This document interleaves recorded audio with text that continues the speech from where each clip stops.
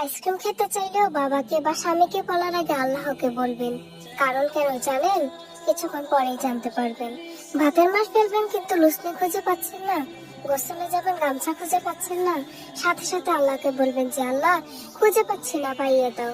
যদিও এগুলো জিনিস হাতে কাছেই থাকে, একটু খুঁজলেই পাওয়া যায়, তবুও আগে আল্লাহকে বলবেন। আমার ছেলে ঘুমের মধ্যে পুরো বিছানায় গড়াগড়ি করে, খাটের মাথায় গিয়ে বাড়ি খায়, নয়তো নিচে পড়ে যায়। এজন্য দুই পাশে কোল বালিশ দিয়ে রাখি। রাতে ঘুমের মধ্যে হঠাৎ হাত দিয়ে দেখি এক পাশে বালিশ নেই। ঘুমের মধ্যে উঠে বিছানার চারপাশে খুঁজলাম, পেলাম না। বিরক্ত হয়ে শুয়ে পড়লাম। তখনই মনে খেয়াল আসলো, আল্লাহ তো জুতার ফিতাও চাইতে বলেছেন। আচ্ছা আল্লাহকেই বলি, বলে আবার খোঁজা শুরু করলাম। আলহামদুলিল্লাহ পেয়ে গেলাম, অথচ সেই একই জায়গায় মাত্রই দেখেছি, কিন্তু পাইনি। বড় বড় বিপদ ছাড়া আল্লাহকে বলার অভ্যাস নেই আমাদের, কিন্তু বলা উচিত, তাহলে জীবন সহজ হয়ে যায়।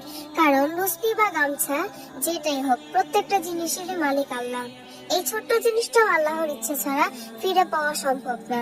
যতই নাগালে থাকুক বা চোখের সামনে থাকুক, তাই খুঁজবেন, কিন্তু আল্লাহকে বলে নিবেন। একটা আইসক্রিম খেতে চাইলেও হাজবেন্ড বা বাবাকে বলার আগে আল্লাহকে বলবেন। এই ছোট্ট জিনিসটা কিনে দিতে কোনো বাবা বা হাজবেন্ডই না করবেন না। কিন্তু এমন হতে পারে যে তাদের আনার কথা মনে থাকলো না, কিংবা আনার পথে হারিয়ে গেল, বা কোনোভাবে নষ্ট হয়ে গেল। কিন্তু আল্লাহ ইচ্ছা করলে যেভাবেই হোক আপনার হাতে পৌঁছে যাবে। সবচেয়ে বড় ফায়দা হলো, এই ধরনের ছোট ছোট বিষয়ে বলার অভ্যাস থাকলে আল্লাহর সাথে স্ট্রং একটা কানেকশন তৈরি হয়ে যায়। তখন বড় বড় বিপদে মাথা ঠান্ডা থাকে। নয়তো আমরা প্যানিক করে ফেলি, হসপিটালে যাই, হাজার হাজার টাকা ঢালতে থাকি, এর কাছে বলি ওর কাছে দৌড়াই, এই সেক্টরে পরিচিত উচ্চ পদস্থ কে আছে খুঁজতে থাকি। সবশেষে যখন কোনো কাজ হয় না, তখন আল্লাহকে বলি। অথচ শুরুতেই আল্লাহকে বললে আল্লাহ বিষয়টা সুন্দরভাবে সুন্দরতম উপায়ে সহজ করে দিতেন।